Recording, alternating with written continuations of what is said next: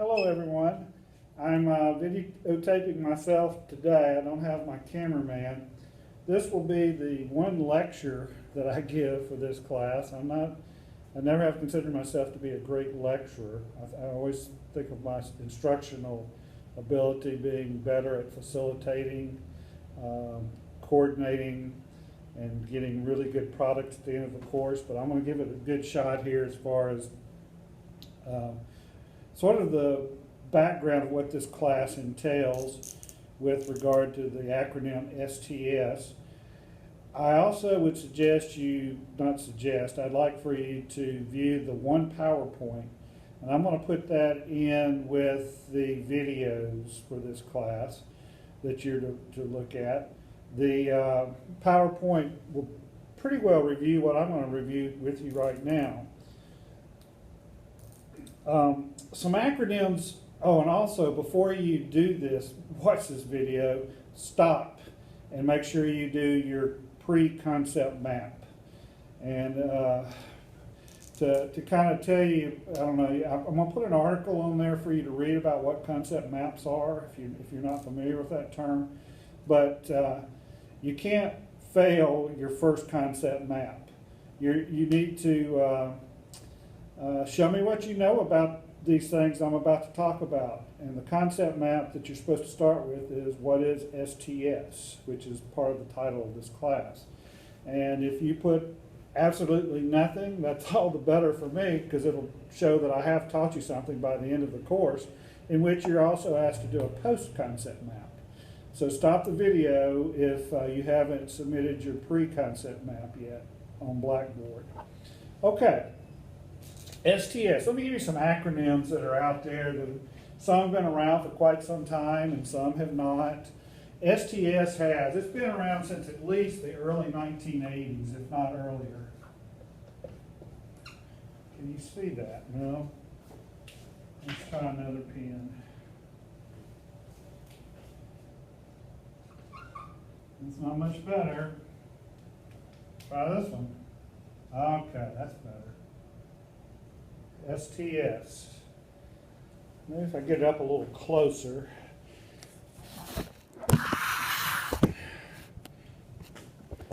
How was that? STS stands for Science, Technology, Society. And they're actually connected. We're going to talk about that shortly and how they're connected as far as how science progresses. Some other acronyms that may come up that we cover in this course. STEM, and this one's not so old. I would put it early 2000s perhaps, somewhere in that era, age.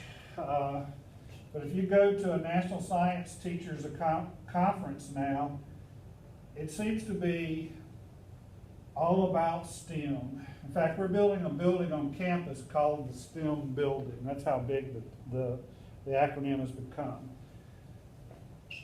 STEM stands for Science, Technology, Engineering,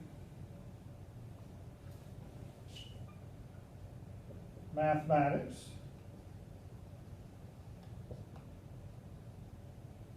there's also another acronym, I don't use it too much, which is called STEAM, and they throw art in there, but I'm a little skeptical of trying to get all those together when you're talking about these acronyms, but STEM is a definite one that you see all over the place now if you get into science education. Some other acronyms, I know we'll have this one, PBL, Problem-Based Learning. You have an assignment that basically asks for you to come up with a problem-based learning activity. And you actually need to do it too. Some others, I don't know if we're going to cover this, but it's always good to know what NOS stands for, Nature of Science. And this course actually though I may not explicitly state it, actually does nature of science, because we're going to look at how science progresses, various angles at which science moves from the past to the present. And so I would say that you do get a good dose of what's called the nature of science. I just don't really always explicitly point that out. Another one that is out there that in some ways, we're actually probably going to cover the history of science to a certain extent, just based on some of the readings I have you do. HPNS stands for history, philosophy,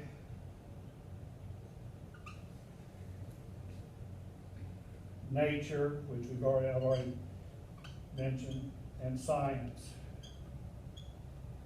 So these are really big acronyms that come out that will be covered in this course. I mean, the title of the course has this in it, which has been around since the 1980s.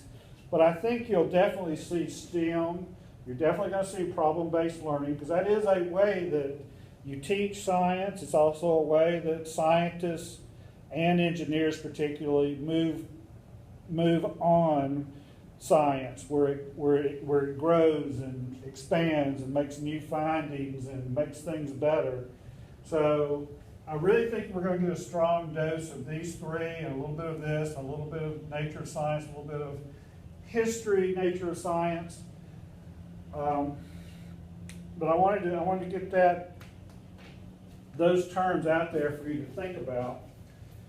Now, as far as the course structure goes, I'm going to get back to STS, but I kind of want to just kind of give you an overview of the different parts of this class as far as what we're going to be looking at with regard to how science progresses. And I'm actually going to leave out a few things when you look at how science progresses. I think that scientists are known for observing, for example, great observers, and they know how to quantify the data. We're not going to really do any activities that are into the observing, but we will do a lot of test measuring and how that relates to something called quality control. We're going to also look at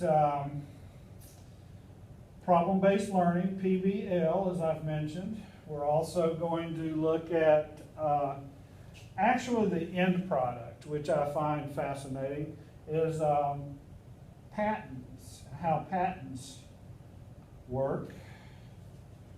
We're going to look at another way that science helps us is something called biomimicry.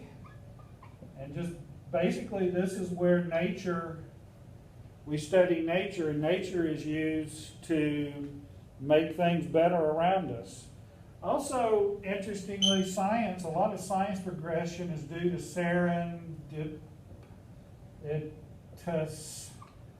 it right, spell like it sounds, events in science. Fascinating area to look at.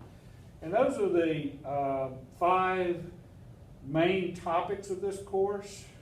And all the time we're looking at the connections and how things progress when it comes to science, technology, society. You know, if we were to look at all these, your science definitely comes out with the biomimicry. Science, serendipitous events, there's a lot of science that comes out. I would think the patents, when we look at that, is looking more at the technology end of it. PBL is looking at more of the engineering technology component. Test and measurement is a super important part of science and how it progresses. It's also looking at experimenting, which is a major part of science, doing a good experiment. So let's just think about STS itself. And I like to use an example I like to do it with a triangle, where science, I always put it at the top. I'll go ahead and say SC. And then technology over the left, and then society like this. And if we have a triangle like this with arrows, I can quickly give you an example. And I like to give the example of back a long time ago when we had Neanderthals, perhaps, and Cro-Magnon. There was a time when there was not fire, right? And there was somehow, some way, someone figured out they could take, maybe a lightning storm created some fire, maybe a volcano created some fire. Somebody figured out, though, that if they had the ownership of fire and how to use it, they could probably sell that knowledge. But regardless, if you didn't have your fire, you're going to be cold at night. You're not going to have light. You're not going to be able. You're going to have to eat all your food raw. So, you know, there's a lot of science there. Now, of course, they probably, not probably, these folks didn't know that fire goes because of oxygen, which is the fuel. They don't really know what combustion is. They don't know what byproducts of a burning log would be. But nonetheless, they probably quickly figured out how to keep a fire going, how to blow air underneath a set of branches or limbs and get the fire hotter. They figured you got to add more fuel. So it was probably pretty quick as far as taking fire and it being something useful. So the technology would be how they took fire. Fire would be like the science part of it. Technology would be how they're able to mass produce it. And I like to draw like a smiley face. Society. You may not be a fire expert, but you sure could learn to use it and enjoy it and what all it offers. So take this cave people. Perhaps it was a lady that found all the uses for fire. What's next? And I'm speculating here, I don't know this for a fact. I'm trying to explain to you how STS works. At a certain point in time, someone may have put a pine knot limb accidentally in a puddle of oil, because back in those days you probably had a lot of oil that's just bubbling up. But they found out that once they put the pine knot into the oil and somehow got it over near the fire, they had a torch that was going to burn for a significant amount of time. So, additional technology. Also, perhaps someone figured out that if you created friction, if you've ever tried this, it's not easy, but if you created friction with a stick and you were able to get it hot enough, you could get some very dry materials to start your fire. So that's probably getting into a more science aspect as far as being able to produce your own fire, not getting it from burning lava, which would be quite dangerous, or getting it from a lightning that struck a tree, but actually being able to make your own fire. So there is a progression, right? It goes from just being able to find out how fire works and how it's such a good thing, all the way to where you're able to produce your own fire, perhaps find out what items burn longer than other items. So SCS technology still continues. It's a movement linear right now. Now it may branch out, and we're going to explain that shortly, but all the cave people are still smiling, right? And all the arrows are going in this direction. We're still talking about fire, right? Now there is a point where this could actually branch out into several different things, because you know fire results in light, but it also is used to boil water. And why don't we go down that area? At some point, someone found that when you boil water, steam is created, and at some point they figured out that if you get that steam running under a turbine, which is like a fan, and get it spinning, you can actually generate some energy. I think maybe it was James Watt that was responsible, but there was a scientist who really took what fire could do to boil water and move it into some useful purpose to create what's called mechanical energy. And If we do our triangle here, this would be maybe perhaps the steam engine, and I made quite a leap from fire to steam engine, but there are passages through time. Sometimes it actually backs up and doesn't go anywhere, or it happens somewhere else and somebody learns of this technology, but so I'm trying to say that science doesn't always just move in a straight timeline. It's not always linear. But at some point we went from cave people with fire all the way to steam engine in the late, I guess it was post-Middle Ages, steam engine. Someone eventually figured out that steam engine fuel was not necessarily the best, even though we still use some steam. We use steam to generate electricity, but some folks determined that the steam engine was not necessarily the best as far as generating energy, power, as far as running vehicles or lawnmowers or boat motors. I don't know if there's ever been well, I guess there has. I was going to say the old steamboats, yes. We had steam locomotives. I don't think there was ever a steam lawnmower. We did have steam cars there for a while, but at some point, someone determined that you could actually burn fuel, which again is fire, to create what's called the combustion engine. So, keeping my triangle here,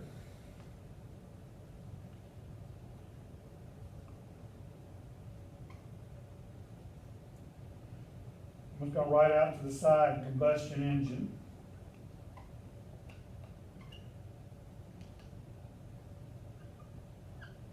I think this was late 19th century when we started having our real combustion engines. As far as them turning into a car that was viable for folks to buy, you have to give Henry Ford credit for that, which was in the early 20th century. But I think the first combustion engines would have been would be late 19th century. Now, let's move to today. I'm jumping, but you notice all my arrows have been going from science to technology to society. And I haven't mentioned this, but they go from society to science because sometimes things don't work as well. Maybe back up here, the folks were complaining about having to keep a fire going all the time. Well, someone figured out how to make fire. I'm not going to say create, but make fire. Someone here figured out that you could actually do more than just lighting a place up with fire. You could actually use the energy energy to develop a steam engine. I think it was first used to pump water. The steam engine, if I remember correctly, its purpose was to pump water maybe out of a cave or something, the steam engine. But eventually the fire led to the invention of the combustion engine, which is pretty awesome. We have boat motors that run on this, we have lawnmowers, we have weed eaters that run on, same concept with a little cylinder and pistons, but the progression has really advanced us as far as our comfort, our ease, our travel time. But one thing I want to bring out about this triangle is that society is always pushing science, perhaps, and engineering to do more, make it better, make it better. Well, if we do our triangle one more time, I want to bring something up. My arrows are always going in this direction of science to technology to society, and everybody's smiling. They may not know how to make a steam engine or a combustible engine, but they sure like to use these things. I'd much rather use a gas lawnmower than an electric lawnmower, though they've gotten a lot better, I understand. but for a while there's just no comparison to a gas weed eater versus an electric weed eater. So everyone's smiling, but how about those of us that now think that perhaps all this combustion, releasing all this carbon dioxide out into the air, has created something known as greenhouse effect, which basically creates a blanket of carbon dioxide that in essence heats up the world, makes our average high temperature higher and higher each year, where we have the highest temperatures on record. You know, I think you would say that's not a good thing. Now, there are some folks in this country that don't believe that that's happening, but I promise you, I've traveled in a few places in the world. It is something that most folks in other parts of the world believe is a fact, that there is global warming. And there is some pretty good evidence that our world is warming up. But regardless, I'm going to put myself in that group, and I do like driving my car. I drove my truck here to school today to do this lecture, but you know, and whether I'm going to stop or not, I don't know. I try to walk a lot more, but as far as society goes, I would say there's a smiley face now when you're starting to think about combustion. Also, burning of coal or burning of coal to produce electricity is another element of where CO2 is being put in the air. But if we stick with combustion engine, I'm frowning. And a lot of other folks are frowning. What do you think science, which leads to technology, will try to do? It's a natural process to try to remedy this problem. And as you know, the Tesla vehicles now are becoming quite an item. They're very expensive, but they apparently go from 0 to 60 pretty fast, and they're very drivable. There has been a really good movement from the combustible engine to the electric car. The electric car has actually been around for quite some time. If you follow the history of cars, I think there was one even in the 19th century, maybe I'm at least early 20th century. There has been electric cars. But the problem with electric cars is the batteries are so heavy, they're expensive to make. They run out real quickly. Well, actually, the Tesla company has improved. Well, everything I've read about the Tesla vehicles is outstanding, as well as the hybrid vehicles that Ford and these other car manufacturers have. That they're really very good automobiles. Well, all that has been a result of the cost of gas. Maybe that's a bigger result, but also I expect there's some people that have been environmentally conscious. They're worried about the environment that have purchased electric vehicles or the hybrids. And basically, due to unhappiness in society, we have a new way of transportation. So I've kind of tried to show you how STS works both in the moment. You know, there's a need, scientists are working on things, and then technology is a mass production, basically, a mass production of the science, put it on a larger scale. This is where engineers really come in. They're expert at taking what's done in the laboratory and making it on a grander, larger scale that can be mass produced. And the main purpose is to help society, make us happy, make our lives more comfortable. There may be some exceptions to that, but in general, that's the way STS works. And STEM is also a big part, because a lot of this requires a lot of mathematics, and it requires a lot of engineering design, again, to make it from the small to the big.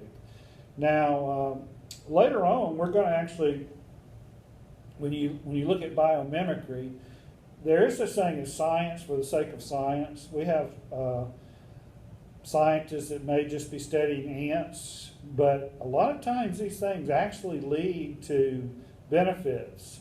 So science may not always be how do we make a better world for ourselves, but a lot of times it does turn into something that's of great value.